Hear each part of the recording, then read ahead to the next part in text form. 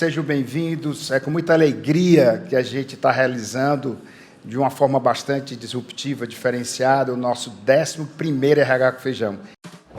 Já começou? Já, o Lucas e o Romulo já fizeram a abertura, agora tu sabe, né? Tu tem que liberar a imagem pro pessoal lá no painel 1. Ai, eles estão on? Ai, deixa eu ver aqui. É Oscar Motomura, é Lídia Abdala. Ó, a Fernanda Pacobaíba tá bem ali, ó. E o Elias Leite. Vai, libera a imagem pro pessoal. Calma. Os meninos da TI me ensinaram e eu estou aprendendo. Pronto. Ai, meu Deus. Será que o pessoal viu? Ai, que saudade. Quando a gente só precisava se preocupar com o coffee break, com as plaquinhas de hashtag, com o microfone do palestrante. Calma. Hashtag vai dar certo. Ai, vai sim. Ah, eu lembrei. É só aqui, ó. Apertar os novos caminhos da liderança. É sim. Tá contigo, Rômulo. Muito bem, eu queria fazer já uma apresentação breve dos nossos convidados. Oscar Motomura é fundador, né, e o principal executivo do Grupo Amana, né, uma organização que eu tive o privilégio de conhecer ainda na década de 80, final da década de 80. Gente, o Oscar, ele é o principal, é o coordenador responsável pelo APG. A Amana, ela desenvolveu esse produto há muito tempo, que é um produto maravilhoso, voltado para executivos de todas as organizações, né? É um programa que trabalha muito essa questão da liderança e estratégia organizacional. E hoje, inclusive, Oscar, está transcendendo, né, a nossa fronteira Brasil. Eu sei que vocês já estão preparando aí para iniciar agora em 2022 o APG Internacional, é isso mesmo? É isso mesmo, nós estamos vendo muito claramente essa quebra de fronteiras, né? E já temos o pré-gravado do APG, estamos legendando em espanhol e inglês, e a partir de janeiro de 2022 já estamos transmitindo isso para várias partes do mundo.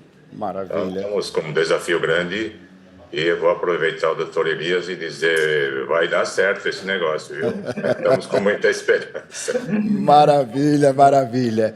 Doutora Fernanda, nossa secretária da Fazenda, doutora, que eu digo doutora porque realmente é doutora em Direito Tributário, também eu sei que ela é mestre, né, em Direito Constitucional, é especialista em Direito Empresarial, é um fenômeno, e eu queria também agradecer. E já perguntar uma coisa que eu considero curiosa. Eu acho que mais de 100 anos de instituição, nós temos hoje a honra de termos a primeira secretária da Fazenda mulher, né? Isso é uma coisa que realmente engrandece, tá certo? Esse momento dentro do nosso Estado. Fale, Fernanda, dê suas boas-vindas e me diga qual é o desafio de estar também hoje sendo essa primeira secretária da Fazenda. Bom dia a todas e a todos, então, mais uma vez reiterando os agradecimentos, Rômulo, meu sincero, eu tenho muita admiração pelo trabalho de vocês na CEI, e por todas as pessoas que estão aqui. Está do lado do professor Oscar, hoje eu não durmo, com toda certeza, viu? Elias e a Lídia, que estou tendo o prazer e a honra de conhecer agora, então, para mim, é uma alegria suprema. De fato, foram 183 anos de instituição para que tivesse a primeira mulher à frente da Secretaria da Fazenda, o que muito me honra, mas também me deixa muito triste, porque é tempo demais, né, gente? Então, eu tenho um compromisso muito sério de que a nossa gestão tenha, eu diria, renda bons frutos para que isso jamais, esse tempo precise transcorrer, para que outras mulheres venham. E acredito que o mundo está nessa abertura, né? Esse feminino, a gente está vendo aí o quanto esse feminino, que não tem a ver com gênero, mas eu acho que tem a ver com o modo de ser, ele está se espraiando e vem trazer esse equilíbrio, né, nas relações. Acho que a gente vai discutir um pouco sobre isso, né? Maravilha. Doutora Lídia, eu queria compartilhar, gente, eu acho que a maioria de vocês já conhece um pouco a história do Grupo SEIB, né? Tivemos já a honra de 2 vezes estarmos com Marli Vidal, uma pessoa maravilhosa, né? Sabemos daí do trabalho sério, né? E não é à toa que o Grupo SEIB sempre está entre as melhores empresas para se trabalhar, né? E eu queria também dar as boas-vindas para a doutora Lídia, que era a nossa presidente executiva do Grupo SEIB, né? E seja bem-vindo. Eu queria saber como é que você está aí mantendo acesa essa chama maravilhosa do grupo, com todas essas dificuldades que nós estamos passando nesse momento. Bom, bom dia, né? Mais uma vez aí a todos e a todas. É uma grande alegria estar aqui com vocês nessa manhã. Eu digo sempre que quando a gente está compartilhando e trocando ideias, a gente também aprende muito. E eu acho que o aprender, né, Rômulo, você fez uma pergunta de como a gente está nesse momento. Eu acho que o aprendizado tem sido imenso, né, durante toda essa pandemia. O SEIB é uma empresa de medicina diagnóstica. Hoje a gente tem presença nacional. Estamos em 54 cidades no Brasil, 3 estados, quase 300 unidades de atendimento ao cliente, 6 mil funcionários, quase 6 mil colaboradores em todo o Brasil. Então, eu acho que é muito aprendizado todos os dias, né? Vivenciar essa pandemia, 1 ano e meio praticamente sendo uma empresa de saúde, né, na linha de frente. Eu digo que nunca o nosso propósito foi colocado tão à prova quanto nesse momento. Nós somos profissionais de saúde, sabemos que essa é a nossa missão, a gente aprende isso, né, desde a faculdade, do curso, na nossa formação, nossa colação de grau, a gente faz um juramento, né, de estar sempre servindo a população pela saúde, mas eu digo que somos seres humanos também, né, então nesse momento de pandemia tivemos que conviver com o paradigma mesmo, né, de somos saúde, essa é a nossa missão, mas somos seres humanos e temos medo também, as nossas angústias, as inseguranças, né, aqueles 3 primeiros meses que foram muito difíceis, mas eu digo sempre que é o propósito nosso pessoal, muito alinhado ao propósito da organização. Eu sei que tem nos seus valores e princípios a ética, a responsabilidade social, ambiental, respeito à vida, a qualidade. Eu digo que isso foi fundamental para a gente ter chegado até aqui da forma que chegamos. Maravilha, maravilha. Nós vamos falar muito sobre isso também. Meu querido doutor Elias Leite, presidente da Unimed Fortaleza, é diretor também administrativo e fundador da Otorrinos, autor de um livro aí que eu sei que bombou, tive a felicidade de ler, que é Líder de Resultados, e vou pegar aqui esse gancho que a doutora Lídia falou sobre esse momento, né? E há alguns anos atrás, nós estivemos juntos, eu acho que no café com o RH, e eu fiz uma pergunta meio capciosa para você, que era a questão aí da Bela e da Fera, né? Então, ele tem a beleza da medicina, mas hoje ele está muito fera com relação à questão palestra, a questão realmente administrativa.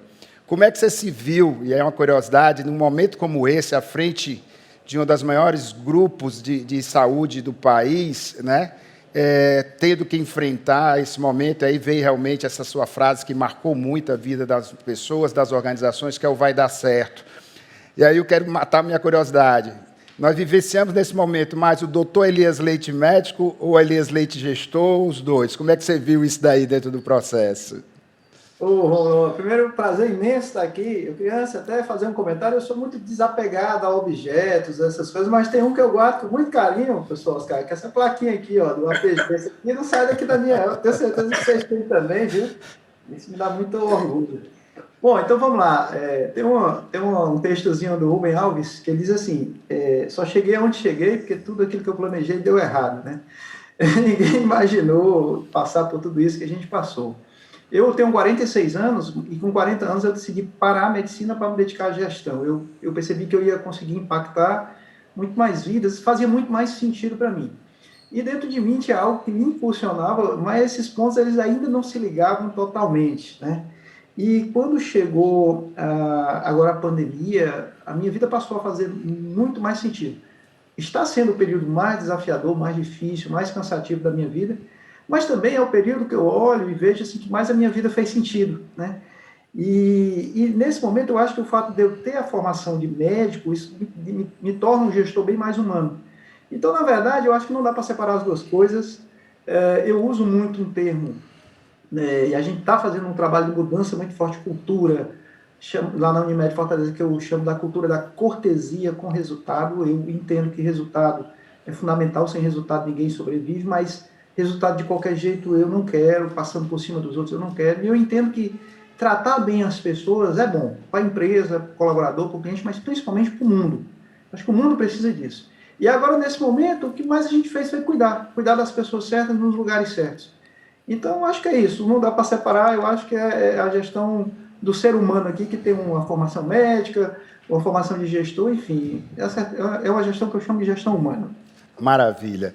Memorizem isso, que certamente já vai ser um ponto importante na liderança, gestão humana, né?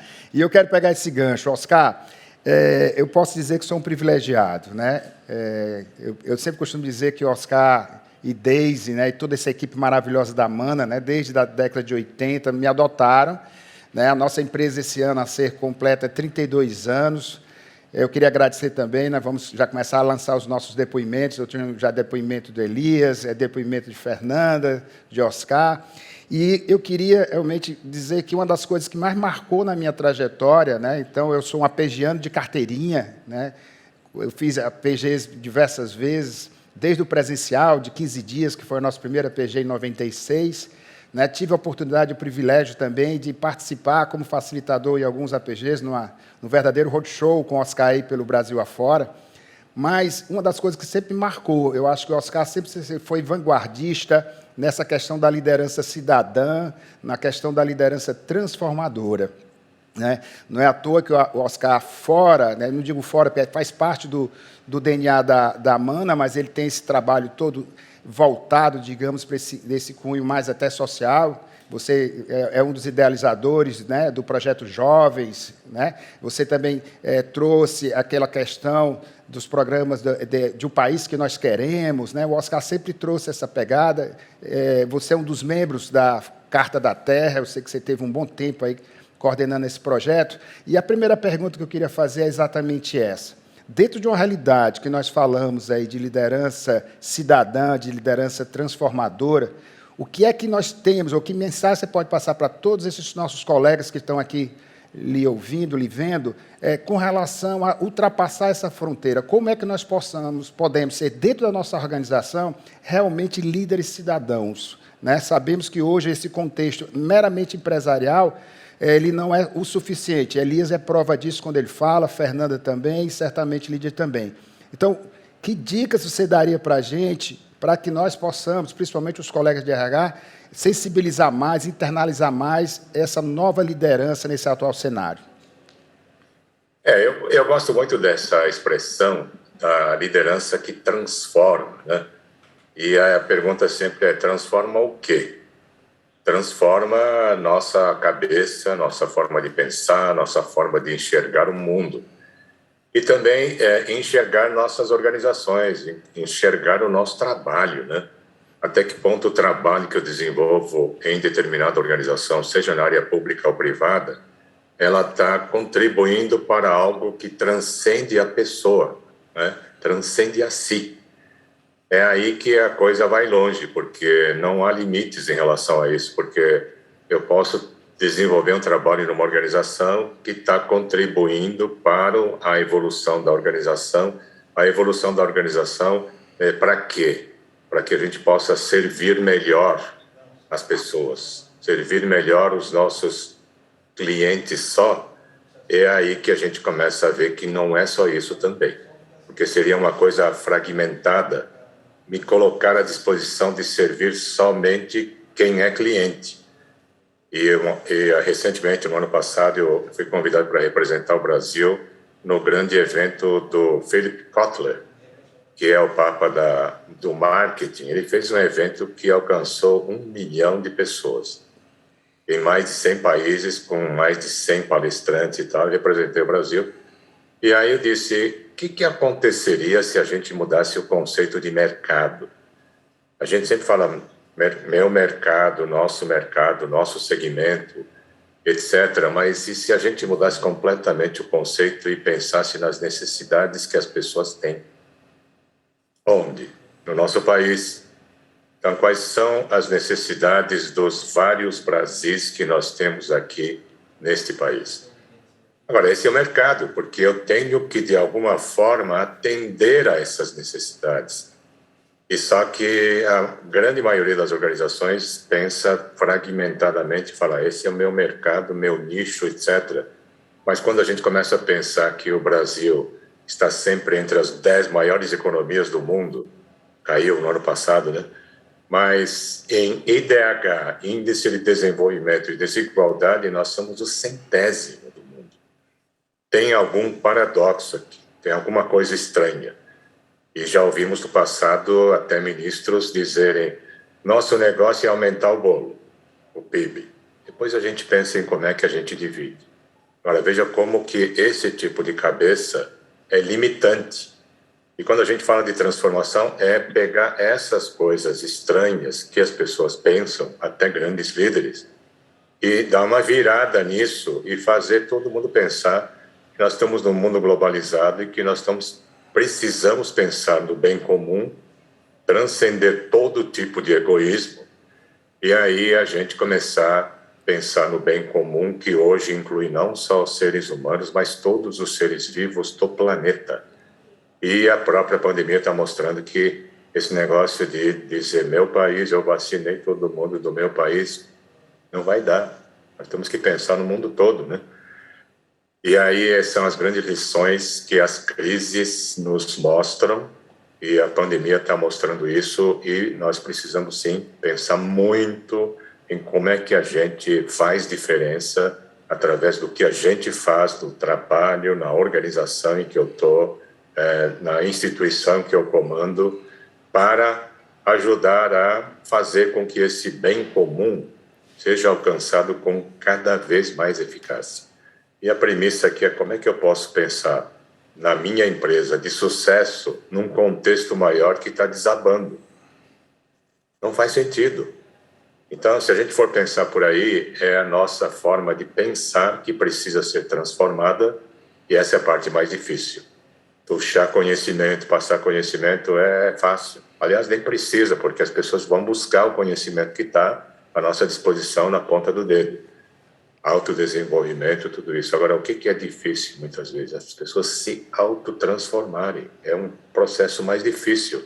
É isso que o APG visa a propiciar, criar uma série de coisas que as próprias pessoas tenham insights transformadores e que saiam de todo tipo de egoísmo na busca do bem comum.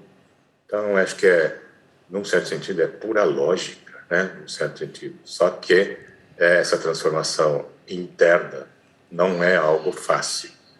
E é isso que é nesse espaço que nós estamos buscando atuar cada vez mais, e a gente está percebendo que o mundo está precisando disso. Por isso que nós estamos indo para o internacional. Maravilha, Oscar, maravilha. Eu quero pegar esse gancho, já vou jogar essa batata quente aí para Fernanda, que é o seguinte: eu acho que temos um desafio, olhando aqui para vocês, lembrando que Fernanda ela está à frente de uma instituição pública, né? E aí talvez vai mais de encontro a essa questão aí que o Oscar falou, principalmente da cidadania. E Fernando, eu queria muito ver isso de você, porque também eu sempre costumo dizer, vocês dois, aí olhando para você e para o Elias, eu vejo assim, pegaram a gestão, né, e já ganharam esse presente aí que foi a pandemia. Na sua visão, o que é que nós precisamos, enquanto líderes, para sermos coerentes, né, principalmente com essa verdade nua e crua que aparece, né? Quando nós estamos falando, e Oscar falou muito bem, essa necessidade de transcender, digamos, os muros das organizações, enxergar como um todo, ter essa visão mais integral, né, e mais consciente, mais cidadã. Você, como a principal executiva de uma instituição que tem como principal meta, né, digamos assim, não só arrecadar, mas propiciar desenvolvimento através do fomento de recursos, como é que se consegue essa forma da coerência da liderança nesse momento?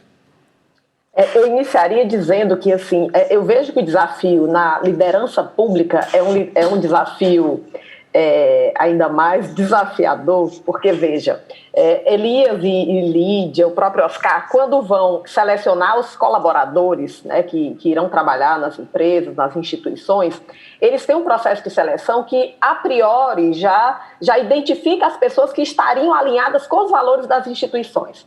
Durante muito tempo se pensou, e é algo que algumas pesquisas internacionais hoje até desmontam dessa questão, de que, por exemplo, o servidor público ele teria um senso de interesse público ou de bem comum mais aguçado do que aquele que está em organizações privadas. Pesquisas mais recentes indicam que não existe muita diferença, não só nesses caracteres relacionados, eu diria, a foco no bem público, mas também a nível de engajamento. Então, assim, eu acho que é super importante, nesse sentido que você fala, de alinhamento. E aí nós alteramos o nosso planejamento estratégico, a missão da Secretaria da Fazenda. Hoje ela começa com uma frase que destoa das secretarias de Fazenda tradicional, que tem foco na arrecadação. A primeira frase da nossa missão é melhorar a vida das pessoas. Então, de que forma você consegue fazer com que aquele servidor público ele tenha noção de um contexto mais amplo? Porque, naturalmente, o que é que a burocracia faz? Ela deixa o servidor público numa caixinha que ele não consegue ter visão do todo. Aí, Rômulo, eu acho que é uma coisa que eu sou imensamente grata à vida pela oportunidade que tive, porque sou servidora de carreira. Antes de ocupar o cargo de secretária da Fazenda, que eu tenho essa oportunidade de olhar, né, do topo do estado do Ceará, do planejamento estratégico do estado do Ceará, e perceber o quanto a minha própria atitude, os meus valores conseguem impactar a vida de 9 milhões de pessoas, pelo menos. Eu sei que a burocracia, muitas das vezes, ela cria uma cortina de fumaça. Então, eu acredito que o nosso desafio no poder público é empoderar essas pessoas no sentido de perceber o impacto da vida delas. Um auditor, ao compreender que a atividade dele, que é uma atividade, a priori, uma atividade técnico-matemática, né, de cálculo, mas que é uma atividade que, aqui no estado do Ceará, com o índice de desigualdade, com 4 milhões, 5 milhões de pessoas vivendo abaixo da linha da pobreza, essa pessoa tem uma ferramenta extraordinária de impactar a vida das pessoas, de realizar a justiça social, de buscar maior equidade, de promover o bem comum. E aí eu adoro quando o Oscar fala nesse sentido de bem comum, porque tradicionalmente nós somos seres duais e a gente vive muito nessa dialética, interesse público versus interesse privado. A gente fica nessa comparação. Quando você fala em bem comum, você ultrapassa essas barreiras de público e privado. Então, eu diria que é um contexto que nós também somos seres de linguagem, né? Meu doutorado é bem nessa escola da semiótica e eu sou muito atenta também a esses movimentos da retórica nossa, de que forma novas palavras vão se dando para a gente construir novas possibilidades. E aí vejo que estamos num momento de extremo desenvolvimento intelectual, o que é um risco para a gente, porque com toda essa intelectualidade também a gente cria formas de caber na nossa psique o porquê de não promovermos um impacto profundo. Não, porque cansa, porque eu estou muito ocupado, e isso daqui, tudo que o Fernando está falando, o que o Oscar está falando é balela, mas também temos a possibilidade de realmente fazer uma confrontação. Eu acho que o mundo hoje é dos valores, mas vejo que a liderança pública ela tem um diferencial, comparado, não é uma liderança melhor, mas ela é uma liderança mais impactada por conta dessa desuniformidade. Nós estamos fazendo agora, para encerrar, concurso na Secretaria da Fazenda. Cada pessoa dessa vai entrar com um intuito diferente. Uma porque quer estabilidade, outra porque quer ganhar um salário X, a outra porque quer morar no interior. Não necessariamente essas pessoas estão alinhadas ao valor da secretaria. Só que depois que elas entrarem, eu vou ter que dar um jeito de alinhar, né, esses valores dela, porque eu não vou poder demitir, muito provavelmente, só alguma situação extrema. Então, é bem mais difícil para a gente lidar com esse material humano no público, né, porque tem algumas peculiaridades. Mas também é importante porque o desafio é maior e eu acho super legal isso também. Maravilha. Aí nós chamamos de equações impossíveis, eu acho que isso aí é uma palavra de Oscar, né? Eu acho que quanto maior o desafio, né, Oscar, a gente termina abraçando ele. Eu vou aproveitar esse gancho, Fernanda, que você falou importante, que é essa questão de transformar, né, diante de um desafio como esse. Eu já vou passar aqui para o Elias, porque o Elias certamente é prova desse momento que nós estamos vivendo, e a pergunta, Elias, que eu queria falar é exatamente isso. A gente percebe, mesmo ainda nas organizações privadas, uma questão que é a questão do não alinhamento de propósitos, né, e de missão organizacional. Eu acho que a questão da identidade organizacional é o grande desafio hoje, porque é isso que Fernanda está falando. Quando a gente começa a colocar todos dentro de um mesmo alinhamento, ou mesmo comungando de um propósito maior, isso ajuda muito a evolução da organização e, principalmente, a felicidade desses profissionais, né? Então, a questão que eu queria perguntar para você, porque esse é o seu desafio, você, num curto espaço de tempo, né? Você está há pouco tempo na casa como presidente, claro que você está no Grupo Unimed há bem mais tempo, mas como presidente, e numa gestão curta, eu sei que você até alterou o estatuto para que a gestão fosse curta. Como é que você encara e que dica você dá para os demais colegas que estão aqui compartilhando com a gente, para a gente, digamos assim, não só propiciar esse momento de alinhamento de propósito, de missão, de valores, mas principalmente acelerar, né? Então, pela tua experiência hoje, que dica você daria para a gente com relação a esse desafio do alinhamento e da identidade organizacional? O meu mandato são 4 anos, termina em fevereiro do ano que vem, se Deus quiser. Então, faltam 6 meses para encerrar essa jornada, né? Bom, eu acho que tem uma charge que eu gosto muito, que diz assim, você chega numa empresa e pergunta, quem quer que haja mudança? Todo mundo levanta o braço. Aí depois diz assim, quem quer mudar? Ninguém levanta o braço. E pergunta assim, quem quer liderar a mudança? Todo mundo corre, né? Se a gente não entender que quem está na liderança tem que tomar a frente disso, as coisas não funcionam. Líderes excelentes levam a colaboradores excelentes, que levam a clientes satisfeitos, que levam a resultados. Então, a primeira coisa é, quem está liderando aquele setor, aquela empresa, sabe por que está ali, sabe qual é a cultura que quer, porque assim, a sua empresa, ela vai ter uma cultura, quer você queira, quer você não queira. Por exemplo, se lá na minha clínica eu não disser como é que eu gostaria que fosse o atendimento dos meus pacientes, pode ser que um colaborador meu entenda que tem que atender de forma séria e rápida, o outro vai entender que tem que atender de forma lenta, sorrindo, conversando. E eles vão estar certos, porque eles não tiveram nenhuma orientação. Então, primeira coisa, cabe a nós, líderes, gestores, nós definirmos qual é a cultura que a gente quer para a nossa empresa, para o nosso setor, para o local onde a gente está. Depois disso, a gente tem que tentar montar equipes, eu entendo que no caso da Fernanda aí é bem mais difícil mesmo, Fernanda.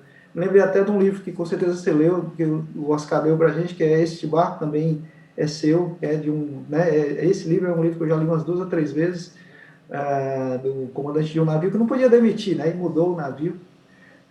Então, a gente tem que montar equipes com comportamentos que se adequem àquilo que a gente tem, né, que a gente quer. A gente tem que comunicar muito fortemente isso, tentar desenvolver as pessoas em cima daquilo, para que as pessoas absorvam. Tem uma frase que eu aprendi na Disney, que a Disney diz assim, nós não colocamos as pessoas na Disney, nós colocamos a Disney nas pessoas. É mais ou menos isso que nós estamos tentando fazer lá na Unimed Fortaleza. Nós não estamos tentando colocar as pessoas na Unimed Fortaleza. Nós estamos tentando colocar a Unimed Fortaleza nas pessoas. E o nosso processo de seleção, ele passou a ser muito mais focado em habilidades comportamentais do que currículo e experiência, que são importantes pra caramba, mas eles não podem, por si só, definir uma contratação. Então, assim, primeiro, você líder definir o que você quer com base nos seus valores de vida. Por exemplo, eu detesto tratar alguém mal. As poucas vezes que eu fui grosseiro com alguém, antes de terminar a grosseria, eu já estava arrependido. Então, se fosse para trabalhar num local onde a grosseria mandasse, e não estou dizendo que é errado, eu não ficaria uma semana, eu seria um péssimo colaborador. Então, eu tenho que criar uma cultura, ou tentar implementar uma cultura que tenha tudo a ver com os meus valores de vida, né? Meu comportamento, meus valores. Então, você define quais são os comportamentos, a cultura que você quer, forma equipes com base nisso, treina as pessoas com base nisso e, principalmente, eu acho que o principal, o líder ter coerência entre o que ele diz e o que ele faz. Ele ser o maior exemplo daquilo que ele quer. Mais uma vez, falando da cortesia com resultado, olha, eu sou muito duro, eu cobro, eu exijo, eu demito, mas eu tenho certeza que nunca ninguém me viu ser grosseiro lá na Unimed Fortaleza, e assim, nem em outro local, dificilmente, porque senão eu vou estar sendo incoerente com aquilo que eu quero, né? Então, assim, e essa comunicação, ela tem que ser feita de forma intensa, todos os dias, o dia todo, principalmente quando há um momento de crise, um momento difícil, né? Eu, como falei para vocês, eu não atendo mais. Estava até pronto para atender, se fosse o caso. Mas durante a pandemia, eu poderia ter dito assim, eu estou o presidente da Unimed, eu não atendo mais, eu vou ficar aqui na minha sala, porque na minha casa, em home office, porque a empresa precisa de mim. Seria um discurso até que as pessoas entenderiam mais cômodo. Mas eu percebi que não, eu estaria que estar lá com eles, porque se eu queria que a minha equipe estivesse lá na linha de frente, enfrentando um inimigo desconhecido, que estava arrasando o mundo, poxa, eu tinha que estar lá com eles, para tentar ser escudo deles de alguma forma. Não contra o coronavírus, que infelizmente eu não conseguia, mas contra as angústias, entender o que eu conseguiria melhorar, dizer para eles o que é que realmente estava acontecendo, como é que a gente estava vendo a situação, o que é que nós estávamos fazendo para combater aquela situação, e, enfim, eu tinha que ser o exemplo maior daquilo que eu queria, de propósito, de objetivo para a gente. Só que, assim, muitas vezes eu percebo que as empresas, elas esquecem de comunicar isso, e talvez elas não comuniquem porque elas nem sabem de forma clara aquilo que elas têm. Mas, se a gente observar também, eu imagino que o mundo estava se preparando para isso. Nos últimos anos, começou a se falar muito de cultura, de você aceitar erros, arriscar, de você tratar bem as pessoas, de propósito. Quer dizer, há 15, 20 anos atrás, ninguém ouviu falar de propósito. Só que estava, como todo o processo de mudança, na minha opinião, muito mais na teoria do que na prática. Só que isso não foi à toa. Agora, se a gente olhar quem é que está conseguindo sair vivo e viável dessa pandemia, provavelmente são empresas que tinham cultura muito bem definida, cultura com foco em resultados sim, mas em cuidar das pessoas com um propósito muito claro. E eu repito, para mim, assim, ficou muito claro, eu sou muito grato a Deus de ter vivido esse momento, de estar vivendo esse momento, porque eu pude viver de forma muito intensa, assim, algo que eu passei realmente a entender como um propósito de vida, né? Que está à frente de uma organização que está, sim, salvando vidas. Então, o que eu acho que falta é clareza e comunicação daquilo que a gente quer, em termos de propósito, em termos de futuro, em termos de objetivo. Maravilha. Nós vamos já pegar esse gancho aí da clareza e da comunicação para estar trabalhando. Mas eu vou pegar essa questão da cultura. Doutora Lídia, talvez vocês sejam um case já consolidado, e isso ajuda muito essa segunda reflexão. Como você falou, apesar do momento difícil, eu sei que os 3 primeiros meses dentro do Grupo SEIB não foram fáceis. No começo daquela pandemia, eu conversava muito com o Marli, né? E era um momento muito delicado, mas o que eu queria compartilhar com você, pela experiência, e eu queria até passar aqui uma curiosidade, quando nós falamos aí do feminino, né? A Fernanda falou do feminino, o histórico do SEIB é um histórico muito bonito, né? É um grupo de guerreiras, né, que estiveram à frente, criaram essa realidade, né? E aí a minha pergunta é, pela sua experiência, vocês já são realmente hoje um case no mercado, né? É uma empresa onde as pessoas têm essa identidade, pelo que a gente percebe, as pessoas estão felizes dentro do processo. O que é que você considera como fatores chaves ou até inegociáveis, né, dentro da liderança para que realmente a gente possa consolidar cada vez mais? Como é que é a experiência de vocês a nível de Grupo SEIB? Bom, quando a gente fala de inegociáveis, a gente fala sempre dos nossos valores, né? Os nossos valores, princípios, o que está na nossa essência, é aquilo que é inegociável. O SEIB, como você citou, é uma empresa que reconhecidamente aí é uma empresa de lideranças femininas fortes, é um case no mercado por isso. Mas eu digo que o que está na nossa essência não é ser uma empresa de mulheres, mas ser uma empresa que respeita todas as pessoas, independente de gênero, de raça, de orientação sexual, de deficiências, e que não só respeita e valoriza, mas que dá as mesmas oportunidades, que desenvolve, que capacita, que entende que nós, como profissionais, somos seres humanos, pessoas, e que podemos nos desenvolver sendo diferentes. Nós entendemos que a diversidade, a diferença entre as pessoas é que formam times completos. A riqueza está na diferença das pessoas. Agora, o mais importante é o saber ouvir. A gente fala muito, às vezes, da importância do falar, e eu digo sempre isso, nós, enquanto líderes, eu sou presidente da empresa, então muitas vezes eu chego em alguma reunião, eu entro em alguma reunião, eu chego em algum lugar, eu vejo que fica todo mundo esperando eu falar, querendo que eu fale para me ouvir. Às vezes eu falo assim, eu só quero ouvir, porque quando eu escuto, quando eu estou ouvindo, eu estou aprendendo, eu estou percebendo o que está acontecendo no ambiente, eu estou juntando elementos para tomar decisões mais assertivas. É claro que o líder, sim, tem que dar a diretriz, tem que dar o caminho, mas o líder, antes de tudo, tem que ouvir.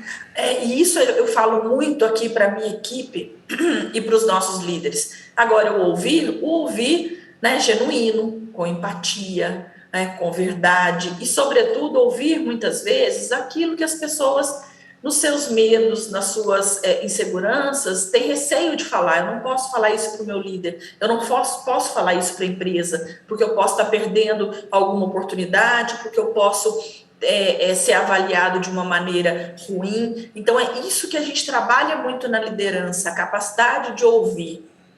Eu digo sempre que muitas vezes a gente, como líder, fica buscando a sabedoria, né?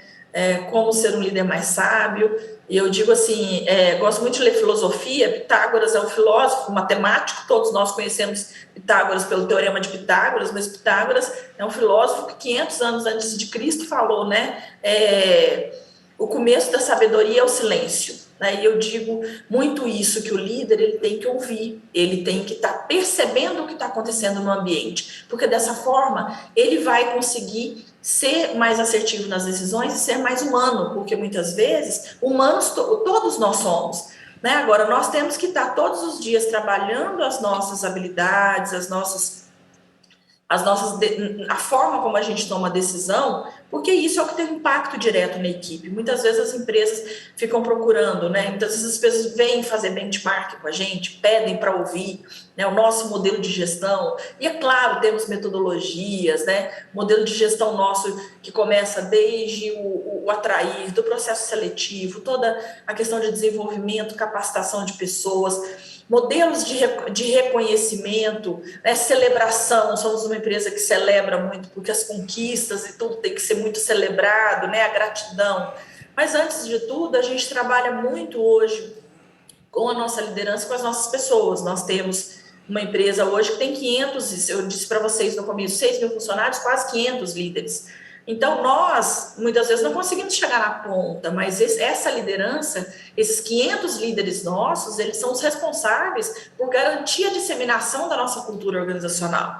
Quando eu estou falando de cultura organizacional, eu estou falando de pessoas, de como cada pessoa se comporta diante ou frente a uma situação. E ali sim, ali estão os nossos valores, ali estão a forma como a gente lidera. Então eu falei do ouvir, eu falo muito de exemplo, né, que eu acho que é um pouco disso que Elias citou muito bem. Eu tive a mesma decisão que ele no começo da pandemia. Eu poderia ficar home office em casa, poderia, mas eu falei assim, como que eu vou ficar em casa se eu estou dizendo que os nossos profissionais têm que entrar na casa dos pacientes, têm que estar entrando em hospital, trabalhando 24 horas, o pessoal da área técnica desenvolvendo os testes para diagnóstico de Covid.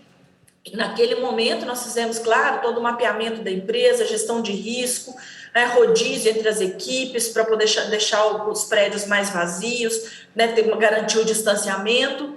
Mas naquele momento eu tomei uma decisão que foi muito pessoal minha também, que eu falei para o meu time de diretores, de gerentes corporativos a mesma coisa. É uma decisão pessoal, podemos colocar todo mundo em home office, a liderança, e trabalhando dessa forma para ver como a gente ajusta, mas eu tomei a decisão de ficar aqui, né? Estou aqui no laboratório nesse momento, tomei a decisão de ficar aqui, a minha sala é uma sala toda de vidro, né? E é impressionante que naqueles 3, 4 primeiros meses, né, muito medo, muita insegurança, muita incerteza, tudo mudado dentro da empresa, né, o nosso volume também de pacientes seletivos que caiu muito, então as pessoas também vendo que faltava paciente, né? E eu via as pessoas andando em frente à minha sala, passavam às vezes distante, e eu percebia as pessoas de uma forma às vezes muito discreta, né, mas olhando para mim.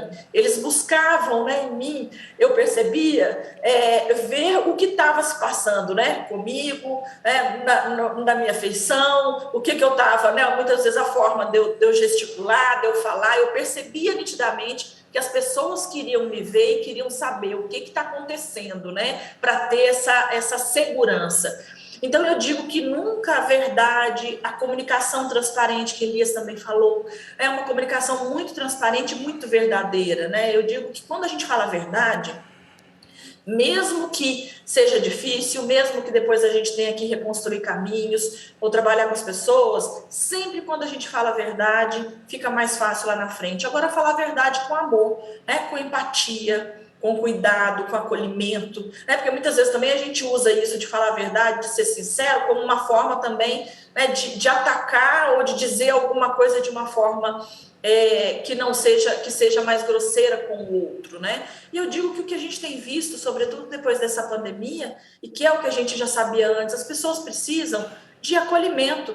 né, de respeito, de carinho, de amor. A gente fala muito dentro do SEIB de amor, de felicidade, né, que muitas vezes hoje em dia a gente já vê as empresas todas nesse movimento, mas há 10, 20 anos atrás, né, todo mundo olhava para o SEIB e falava assim, mas ficar falando de felicidade, a empresa tem que buscar resultado, né, não ficar medindo felicidade, falar de amor. E eu digo que sim, né, isso é o que traz o resultado no final. No final, você vai ter o cliente feliz, bem atendido, né? Todo mundo fala, não consigo entender, em qualquer unidade do SEIB que a gente entra, em qualquer lugar do Brasil, né? Você tem as pessoas lá sorrindo, as pessoas satisfeitas, as pessoas recebendo a gente com muito acolhimento e com muito amor. E eu digo sempre que é o que elas recebem de nós, é o que elas recebem da organização, né? Então, na realidade, a organização, quando a gente fala de cultura, ela nada mais é do que aquilo que a gente alimenta todos os dias. E nós alimentamos a nossa cultura todos os dias com as nossas pessoas e com a forma como nós atuamos, lidamos e tomamos as nossas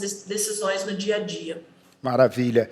Eu acho que vocês se identificam muito, os três aí, com relação à palavra coerência, transparência e verdade. Essas três palavrinhas, eu tenho notado que está muito no negócio de vocês, mas principalmente no exemplo. Eu acho que a Elis foi muito feliz quando fala nessa questão de sermos exemplo. A gente é aquilo realmente que faz e não o que diz, né? E aí entra uma coisa, Oscar, que eu queria pegá-lo e eu vou tentar compartilhar essa mesma questão. Vou abrir mais com um debate que é muito preocupante. Nós sempre falamos que talvez os maiores desafios da liderança é um pouco que vocês falaram, é desenvolver, digamos, uma comunicação aberta, transparente, né? E principalmente através de uma escuta ativa, né? Como você falou aí, Lídia, a questão realmente de ouvir mais e falar de forma coerente e transparente, ok? Hoje, nós estamos vivendo também uma mudança muito grande no cenário, no contexto mundial, que é o acesso à informação. O Oscar disse um dado momento ali que hoje todo mundo busca até o desenvolvimento de forma tranquila, até rápida. Nós temos na palma da mão as informações. Mas aí, em contrapartida, tem um outro problema, né? Eu me lembro bem, há muitos anos atrás, Oscar, quando você falava da questão da elevação do nível de consciência, porque informação só é importante quando ela tem propósito, né? Eu sempre costumo dizer que conhecimento é informação com propósito, né? Então, se no passado o desafio das nossas lideranças era ter um canal de comunicação mais aberto e transparente, né? Falando de forma assertiva e desenvolvendo uma escuta ativa, como é que a gente vai encarar, enquanto líder, esse atual desafio da quantidade de informações que chega, muitas vezes deturpada para as pessoas e, principalmente, criando uma massa, né, uma massificação de certas crenças, o que tem nos dado uma angústia muito grande, né? As mídias têm mostrado todo o tempo isso. A gente percebe nos diálogos algumas verdades, digamos assim, que são verdades muito perigosas até. Como é que vocês, enquanto líderes, enxergam o nosso papel num processo de melhor esclarecimento e até desconstrução de algumas crenças, digamos assim, que não são tão saudáveis? Como lidar com essa era dessa informação, onde muitas vezes as pessoas pegam aquela informação de pronto, elas não digerem, não processam, já repassam. Como é que vocês podem nos ajudar nisso? Eu queria que o Oscar começasse aí falando um pouco sobre isso. Então, antes mesmo de entrar nesse novo tópico, né, Rômulo, eu queria fazer alguns comentários sobre o que foi dito, né? Por exemplo, a Fernanda fala sobre semiótica, a importância das palavras, da comunicação, a escolha das palavras, né? E aí eu estava ouvindo o Elias falar sobre a ausência de grosseria, cortesia. E é interessante que quando a gente começa a trabalhar as palavras, essa ideia de você ser gentil com as pessoas, tem uma palavra no inglês que é kindness, ser gentil. Só que kind é, quando a gente fala the same kind, é alguém próximo. Então aí, na comunicação, tem a importância do ouvido, falar e tal, mas é a arte de você expressar as coisas de um jeito que transformem as pessoas no jeito de ser.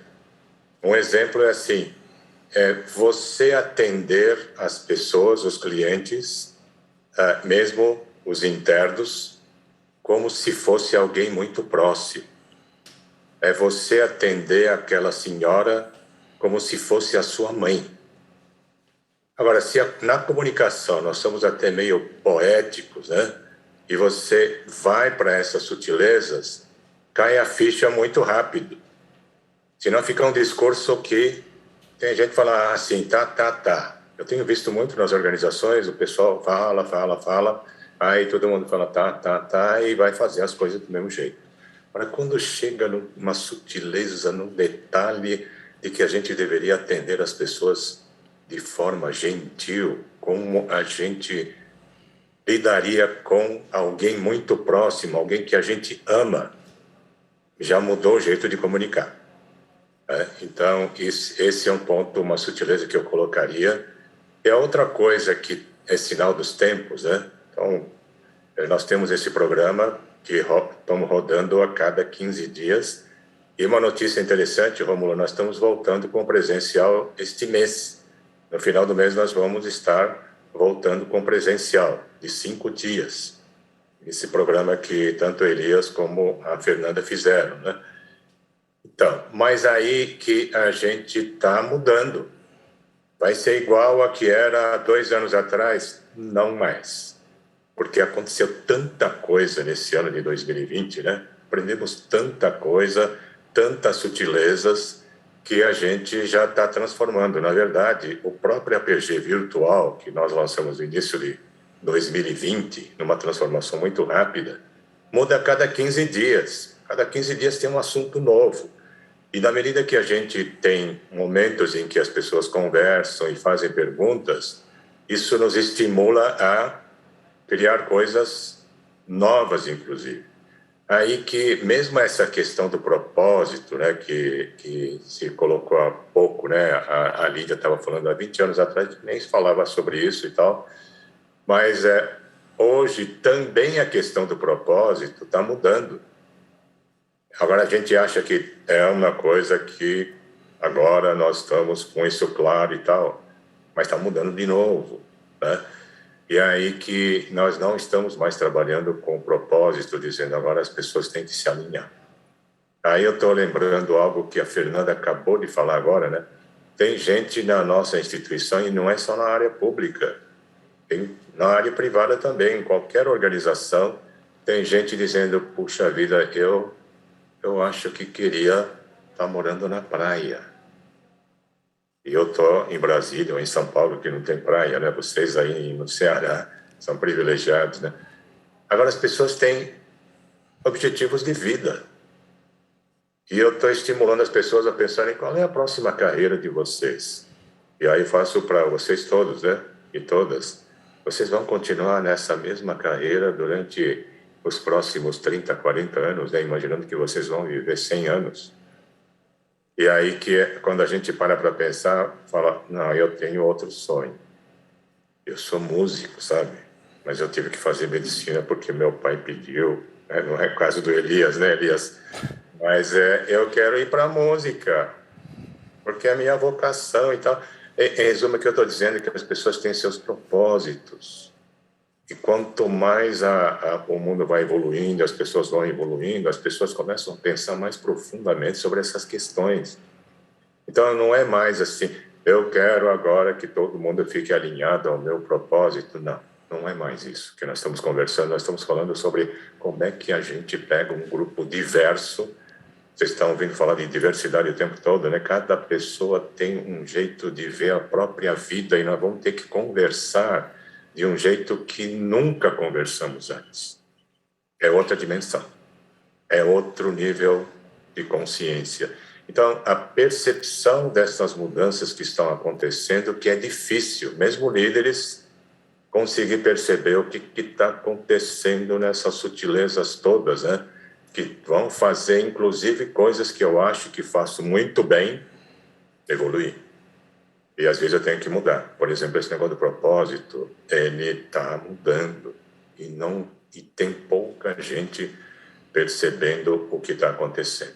Nós vamos ter que ser muito mais abertos a diálogo com as nossas próprias equipes, com os veteranos, inclusive, que parecem super alinhados ao propósito da organização, mas que também estão evoluindo.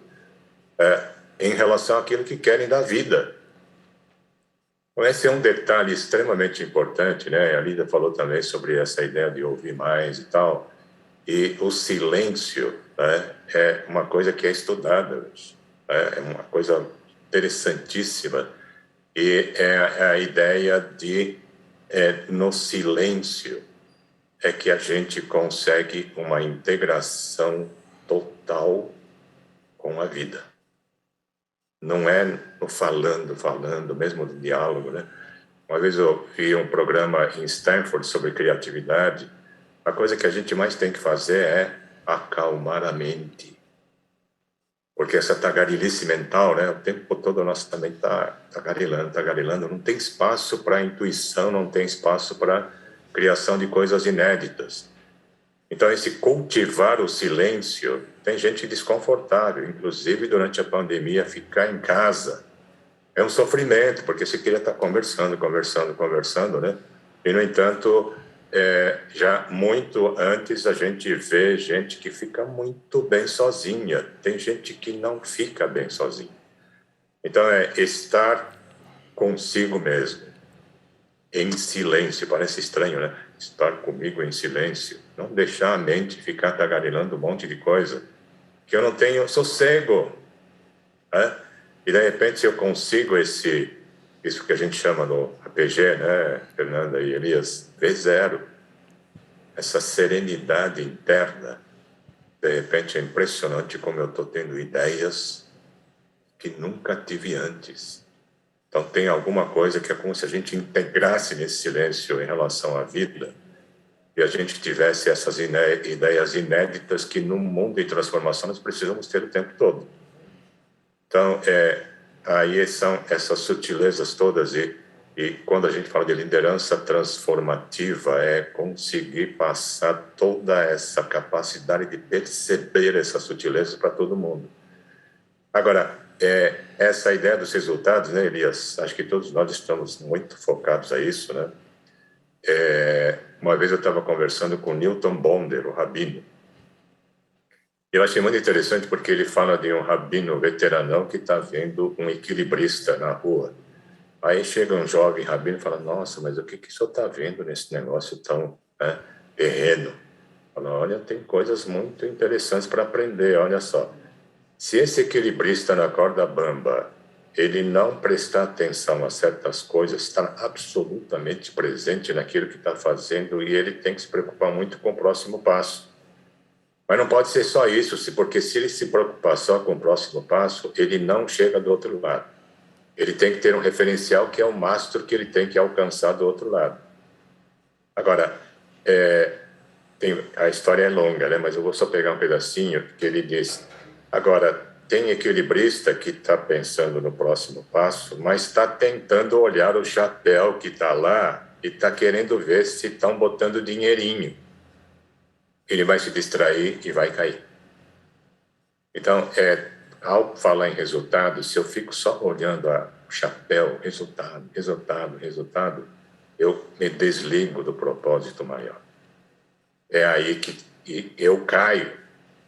E o resultado vai para o brejo, vai lá para baixo, porque eu me distraí e não estou mais percebendo o que é relevante na vida e na organização que eu estou tocando. Então, essas são as sutilezas todas que nos fazem evoluir. E só para deixar uma provocação, né, em relação a isso que o Rômulo está trazendo, do excesso de informações, se a gente não tiver pessoas que consigam perceber essas sutilezas, elas são manipuláveis, altamente manipuláveis por tudo que acontece por aí, inclusive com os fake news. Agora, os fake news pegam todos? Não. Tem pessoas absolutamente impermeáveis às fake news e sente que tem bobagem lá. Primeiro que é bobagem mesmo, né? E a outra coisa que tem coisas transvestidas de verdade que aparecem, mas que também as pessoas sacam, e não é cerebralmente, é intuitivamente. Então, na medida que a gente consiga desenvolver as pessoas nesse sentido, né, nessas sutilezas todas, impressionante o poder do coletivo. E aí só um comentário, né, para Fernanda. sim, vocês na área pública têm uma responsabilidade imensa, né? Porque é como se já estivesse no papel de vocês, por exemplo, provocar um enorme mutirão na sociedade em que entra cidadão, entra empresa de tudo quanto é tamanho e tal, todas as instituições públicas do país, num grande mutirão absolutamente integrado, por exemplo, para dar uma virada no país. Porque do jeito fragmentado que nós estamos, não vai dar. Não vai dar. Agora, no mutirão, a gente gera milagres. Mas observem como as organizações ainda estão fragmentadas, olhando para o umbigo, né, como eu costumo dizer, e é uma fragmentação que não resolve. Agora, todas as organizações, né, ou países que pensam no todo, e aí a gente olha um país como a Estônia, o país mais digital do mundo, é um enorme mutirão, né, de a população inteira participando, e aí a gente começa a ver o quê? Resultados, né, Elias? Um país como a Estônia, de repente, o PIB sobe, dobra de um ano para outro, não é 5%, 3%, não. Porque houve uma integração e você está viabilizando milagres pela união total. Então, a busca da integração total é algo impressionantemente importante. A pandemia está mostrando isso, mas as fichas ainda não estão caindo na intensidade que a gente poderia. Maravilha. Então, esses comentários para... Maravilha, Oscar, maravilha. Os nossos panelistas vão ficar aqui na salinha privê reservada, a gente vai bater um papo secreto, enquanto os grupos estão indo para essas discussões, né? Nos pequenos grupos. Você vai precisar clicar no botãozinho que te autoriza a ir para a sala e, de repente, você vai se ver com um coordenador, né? O coordenador desse grupo de construção, e durante uns 20 minutinhos vocês vão ter uma pergunta provocadora para construir junto. Depois a gente volta para as considerações finais, as últimas palavras dos nossos panelistas nesse evento e arrematar esse primeiro momento. Eu vou só mencionar que eu estou só reforçando que nós estamos conversando com pessoas de RH, né? E aí que eu costumo dizer que em RH a gente deveria ter as pessoas que mais entendem de gente. Aí eu provoco, falo, será, né? Mas eu queria ampliar e dizer que a responsabilidade de RH é grande, muito grande, porque nós precisamos dessa sensibilidade humana em todos, da cúpula até a base das organizações. Nós precisamos de pessoas muito, muito sensíveis para a questão humana. Eu tenho até usado uma expressão no APG, no programa nosso, que é a hora de alfabetização humana. E aí que tem muitas questões, né? A gente estava conversando agora há pouco, né, Lídia, sobre saúde mental. E aí nós temos muitos desafios que estão aparecendo e nós precisamos de altíssima sensibilidade humana em todos os colaboradores. Eu costumo dizer do presidente até o boy, porque nós estamos em relacionamento o tempo todo, né? Então, eu diria que esses desafios novos nos fazem até repensar a reinvenção de recursos humanos. Então, essa é uma expressão importante de vocês olharem os desafios todos e tal, e dizer que o jeito como a gente opera é a melhor.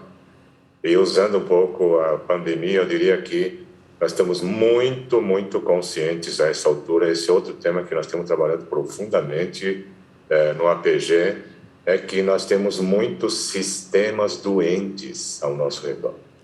Desde uma democracia torta, que a gente acaba elegendo pessoas que não são as melhores do país para nos representar no Congresso. Então, nós temos muitos sistemas doentes que geram crises. Então, nós temos que estar muito sensíveis para curar esses sistemas ao nosso redor, porque senão outras crises vão aparecer. Então, eu deixaria uma mensagem de que todos nós temos uma imensa responsabilidade e até dizer, olha, nós todos vamos ter que ser médicos num certo sentido, né? Porque se é para curar os sistemas, a gente vai ter que ir até o fim e ainda sustentar para que não haja recaídas nas doenças do sistema e evitar novas crises lá na frente. reinvenção de RH, é a expressão que eu queria deixar aqui neste final. Então, muita sorte para vocês. Foi um enorme prazer estar aqui com todos vocês nesse evento da Ser, do Rômulo. Então, até a próxima, né? Eu queria muito agradecer a oportunidade de estar aqui com vocês, com a Lídia. Eu já conheço a história do SEI, quero conhecer mais, sabe? Até falei para a Luana, que é a nossa gestora de pessoas, que eu acho que está aqui também, dizendo, poxa, Luana, é uma empresa que a gente precisa conhecer para aprender mais com eles lá. Então, é um prazer estar com você, Lídia, Fernanda, parabéns pelo trabalho, pelo pioneirismo de ser a primeira mulher na secretaria. O Oscar é uma pessoa que a gente não consegue nem falar tudo aquilo que a gente quer, por tudo que ele representa. Oscar, muito obrigado pela oportunidade de estar com você, tá? Rômulo, Lucas, a todos vocês. O que eu queria deixar aqui é uma mensagem de otimismo, tá? Um otimismo responsável, tá? Explicar que o vai dar certo não é dizer assim, alguém entendeu que o vai dar certo, não vai morrer ninguém. Não, não é isso. Vai dar certo é que nós estamos numa situação que nós não escolhemos entrar, mas nós podemos escolher como é que nós vamos lutar. Qualquer pessoa que está fazendo tudo que pode fazer, se tiver um apoio do ponto de vista psicológico, do ponto de vista de otimismo, do que eu chamo de otimismo responsável, a chance dela se sair melhor no meio de uma guerra é muito maior. Não é fechar os olhos e ficar dizendo, vai dar certo e pronto. Não, é cada um fazer a sua parte e aí sim, em cima disso, acreditar que nós vamos sair melhores. Nós estamos tendo uma grande oportunidade, mas também, ao mesmo tempo, uma grande necessidade de melhorar o mundo. Acho que o mundo chegou num momento que requer muita reflexão, sabe? E, assim, não dá para ficar esperando pelo outro, é cada um fazer a sua parte, e as empresas têm um papel fundamental nisso tudo. Nós, líderes, principalmente, nós, pessoas de RH, principalmente. Então, assim, eu acho que o grande verbo nesse momento é cuidar das pessoas certas, nos lugares certos, para que elas possam ter confiança de entregar aquilo que elas podem entregar, tá bom? Então, muito obrigado a todos e podem ter certeza absoluta, vai sim dar certo. Eu acho que a gente está precisando de muita coragem. A coragem, ela é, digamos, um atributo que eu diria dos mais primordiais, no sentido de iniciais, né? Quando se fala em liderança, né? Desde os primeiros arquétipos de liderança se fala muito em coragem. E essa coragem, ela é absolutamente necessária porque me alinho totalmente com o Oscar, com o Elias, nesse sentido de uma construção de um bem comum, né? Os tempos parecem muito sombrios, muita gente desanima, não tem jeito, não sei o quê, e isso é algo que a gente precisa enfrentar. Ninguém vai fazer por nós, então eu acho que é um resgate também daquilo, de uma fé, sabe? E construção de algo legítimo que a gente possa se estruturar. Tendo uma crença firme de que tudo passa, e acredito também que tudo vem no sentido de construção. Eu acho que isso aí é um pouco meio fé na vida, não no sentido religioso, mas eu acho que no sentido espiritual, que falta, às vezes, né, nos falta esse chão. E eu acho, e tenho também, na minha concepção de vida, essa questão da realidade muito mais como aquilo que é criado por nós, não acredito numa realidade em si, mas que é criada por nós a partir dos nossos a priori. Então, a gente precisa estar muito atento para tudo aquilo que a gente está internalizando ou está trazendo como coisas a priorísticas na vida da gente. Duas pessoas, às vezes, em situações extremas, reagem de forma absolutamente diversa. Então, a gente vê que o externo ele é importante, mas ele não é fundamental. Então, nós temos, sim, né, que desenvolver o que é que precisa nesse meu core para estar mais apto também, para ver o mundo de uma forma diversa e enxergar, mesmo em meio a tanta dificuldade, eu diria mais no sentido de bem do que de mal, né? Esse dualismo também ele nos deixa um pouco meio opacos. E aí, para finalizar, agradecer, uma imensa honra estar aqui com o Oscar. Não vou dormir, porque realmente, olha, qual a minha próxima carreira? Eu falei que ele não ia me deixar dormir hoje?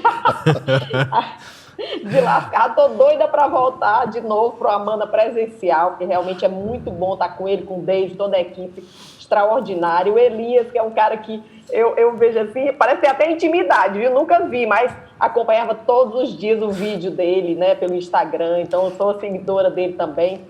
Um cara que traz uma leveza, um senso de propósito extraordinário.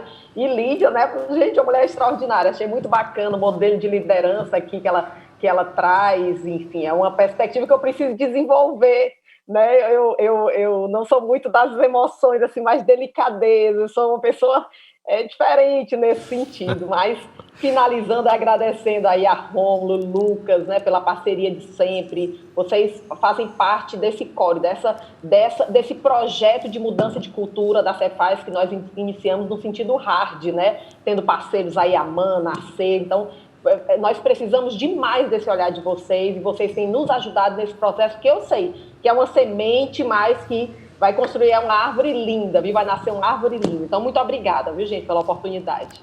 Bom, obrigada, né? Obrigada a C, Rômulo, Lucas, e já tinha ouvido muito falar, né, do RH com Feijão pela Marli, né, que sempre comentava, sempre compartilhava aí as vivências, as experiências, e realmente um sábado especial, né? Acho que começamos o dia de forma muito especial. Ouvir o Oscar é sempre, né? Eu digo que é sempre um brinde, sempre uma oportunidade de aprender, de reflexão, de trazer para a gente, sobretudo, essa reflexão do que nós somos, do que nós queremos, né? O Elias eu já conhecia também muito pela referência do trabalho, não nos conhecemos pessoalmente ainda, né? Espero em breve termos essa oportunidade, mas também sou admiradora, né, do seu trabalho aí à frente da Unimed, todo esse trabalho ser, né, da área de saúde é um grande desafio, né, Elias? Não é fácil a gente trabalhar, né, dentro desse nosso sistema, mas também é apaixonante, né? Eu digo que é apaixonante porque a gente está cuidando do que nós temos de mais valioso, né, que é a saúde das pessoas.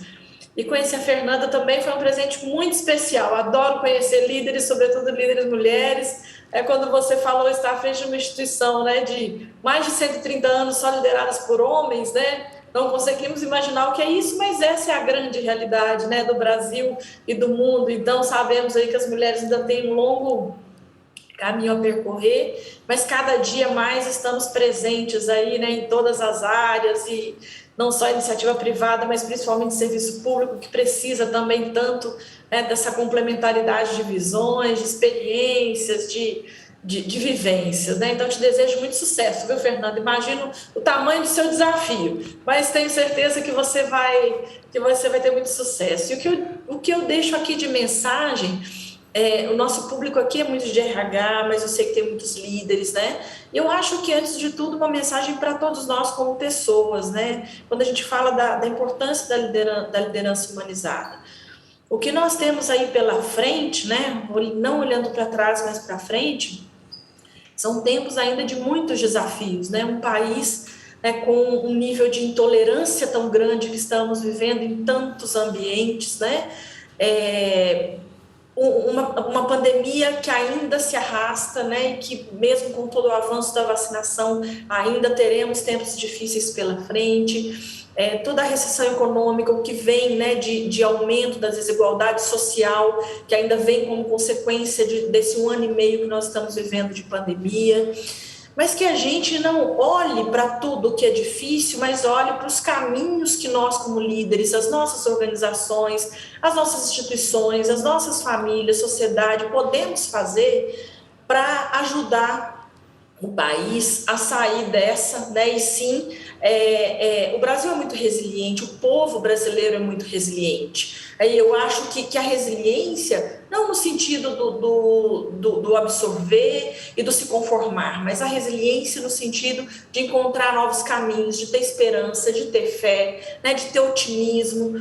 E que nós, como líderes, como as nossas empresas, nossas organizações, sejamos muito persistentes nisso. Eu tenho dito muito isso, né, para os nossos líderes, eu falo muito isso aqui para o nosso RH, porque o RH, ele é o grande veículo, ele é eu digo que é o celeiro das ferramentas para todos os nossos líderes pelo Brasil, né? E eu tenho dito muito isso, né? Os tempos são duros, que nós sejamos assertivos, né, nos temas, que a gente seja duro com os assuntos, mas não com as pessoas. As pessoas precisam de direção, as pessoas precisam de exemplo, as pessoas precisam de acolhimento, de cuidado, de empatia, de compaixão. Se nós tivermos esse olhar para as nossas pessoas e de uma forma holística mesmo, entendendo que nós temos que cuidar das nossas pessoas na saúde física, mental, espiritual, em todos os aspectos do ser humano. Nós teremos melhores pessoas, né, que sim estarão produzindo e dando o seu melhor, e aí quando estão ajudando e quando estão dando o seu melhor pelas nossas empresas, pelos nossos clientes, antes de tudo, estamos ajudando a nossa sociedade a de fato impactar, né, positivamente, transformar a nossa sociedade, que tanto precisa de nós líderes, né, de nós profissionais, das nossas empresas, para termos aí pela frente um futuro mais próspero. Então, apesar de toda a dificuldade, que sim, a gente não pode deixar, né, de olhar para frente e saber que tem, né, que tenhamos muita fé, muita esperança, sabendo que nós podemos ser agentes transformadores para que o nosso futuro seja um futuro aí de muitas conquistas e realizações para o nosso país. Mais uma vez, muito obrigada. Obrigada pela oportunidade de estar aqui aprendendo com vocês essa manhã. Oscar, eu queria só ressaltar e relembrar uma coisa que me marcou. Aquela mensagem quando você chegou e disse para a gente, né? E na segunda-feira, né? Qual vai ser a tua atitude? Você vai ser protagonista de quê? E ficou muito claro para mim, naquele dia, que realmente a nossa responsabilidade era essa, de ser um agente, né, de transmissão, de tentar trazer, digamos, iluminados como vocês 4 aí, e disponibilizar, né, digamos assim, para o mercado. Eu acho que as grandes transformações, elas ocorrem a partir dessas sementinhas que vocês jogam através do exemplo, né, através da dedicação ao trabalho, através da coerência e transparência das ações. Então, meu muito obrigado a todos vocês, tá? Um beijo no coração de cada um e vamos que vamos. Pesquisas apontam que os consumidores acreditam que as marcas precisam agir agora para o bem da sociedade. Com ações que promovam diversidade e a inclusão. A sua empresa é preconceituosa? Você é preconceituoso?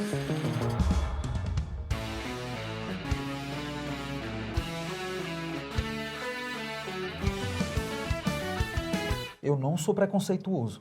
Eu tenho até amigos que são... Que são o quê? Que são, você sabe. Não sei, os amigos são seus, não meus. Que são gays. Ah, gays! Algum constrangimento em dizer essa palavra? Não. O senhor, quando está numa rodinha de amigos, que começa uma conversinha racista, machista, homofóbica, o senhor diz, gente, parou, não tem graça. É isso que o senhor diz? O senhor, por acaso, já fez cara de espanto ao ver uma mulher dirigindo um carrão de luxo? Claro que não. E uma mulher preta? Muito bem! O senhor é preconceituoso, eu sou preconceituosa, nós todos somos preconceituosos.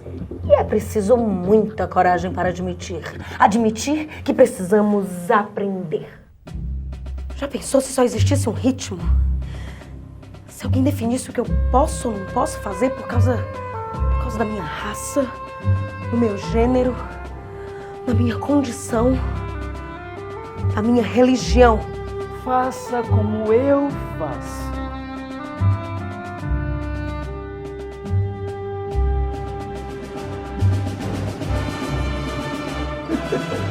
Não, pode mudar. Isso aqui não é de bom tom. Isso, funk não. Isso é coisa de preto, de favelado. Muda. Vamos. Não, querida, tá cafona. Não, paraipada não. Muda, isso é coisa de nordestino. Tinha que ser coisa de preto. Faz do meu jeito. Senão, não presta. Não vale. É vulgar. Muda.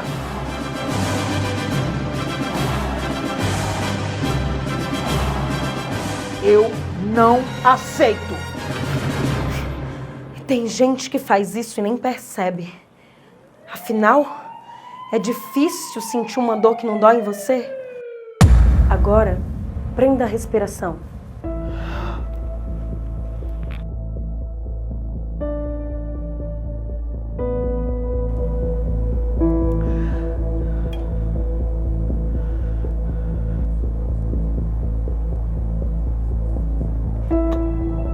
Eu não consigo. Todos os dias, pessoas como eu são perseguidas, humilhadas, simplesmente por existirem. Eu não consigo respirar. Deus me livre ter um filho assim. É muita falta de pia. Em algum momento, Alguém definiu que uma raça era melhor que a outra, que mulheres eram inferiores aos homens. que pessoas gordas deveriam ter vergonha do próprio corpo. Ele é cadeirante, né? Não é melhor outra pessoa para esse serviço, não? É muito mimimi mesmo, viu? Querem me ensinar até como eu falar. E quem não se encaixar, Pode se rir, humilhar, segregar. Eu tolero, mas eu aqui Eu aqui Eu aqui. e eles lá. e eles lá. o mundo mudou. Estamos aqui para criar um pacto com vocês. Um pacto de respeito às diferenças. Afinal, Respeito não se negocia. Nos últimos meses, nos superamos a cada dia. Mas não foi só a dificuldade que nos fez crescer. Crescemos porque construímos um pronto atendimento e a confiança do Tiago. Crescemos porque entregamos novos laboratórios e a segurança que o Jorge precisa.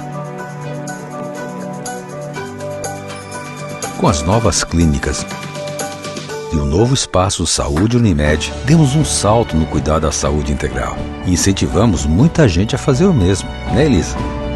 Em breve, tem mais 2 novidades chegando. Um novo hospital e a Giovana. Sim, estamos crescendo para cuidar cada vez melhor das pessoas. Afinal, é assim que conquistamos algo ainda maior: evoluir junto com elas. Unimed Fortaleza. Nosso cuidado cresce junto com você. Você já pensou em ter tudo o que precisa no seu RH, trabalhando com um sistema completo? Com a nossa solução, você vai garantir uma gestão de ponta do seu RH e DP, automatizar rotinas e ainda levar economia para a sua empresa. Sabe como? Você pode fazer o controle da gestão dos seus talentos, desde a contratação, treinamento, retenção até o engajamento, motivação e ainda fazer o acompanhamento de competências, avaliar a aptidão e acompanhar o crescimento individual de cada um. Com a gestão da jornada de trabalho, você evita possíveis problemas com as leis trabalhistas e ainda faz um bom acompanhamento e controle de informações sobre assiduidade, absenteísmo, horas extras, adicional noturno, escala dos colaboradores e muito mais. Com o compliance 100% adequado ao e-social, você terá a sua rotina controlada conforme as leis e regras trabalhistas exigem, com mais segurança e tranquilidade. Você, com o RH Analytics, vai tomar decisões embasadas com informações precisas e em tempo real que ajudam a empresa a crescer com um bom acompanhamento de indicadores. Aproxime seu RH e DP dos colaboradores mesmo à distância, com um aplicativo desenvolvido para melhorar esse relacionamento, permitindo uma melhor interação e engajamento entre empresa e colaborador. Centralize a gestão de pessoas da sua empresa em uma única solução. Acesse agora fortesgestãodepessoas.com.br. Saiba mais e aproveite as ofertas exclusivas.